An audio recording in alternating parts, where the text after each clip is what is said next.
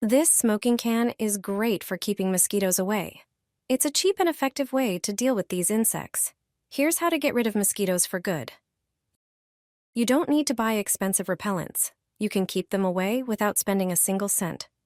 First, get an empty egg carton. Cut it into smaller pieces. They need to be small enough. It's a clever way to reuse an empty egg carton. You don't have to cut up the whole thing at once. You can always make more pieces later.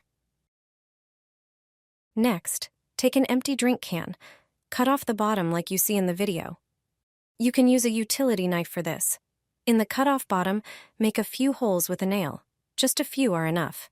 In the remaining part of the can, cut a small window. Cut 3 lines at right angles to make the opening. You can easily do this with the knife again. Now, reassemble the can. Place it on a table, put the pieces of egg carton inside, and light them.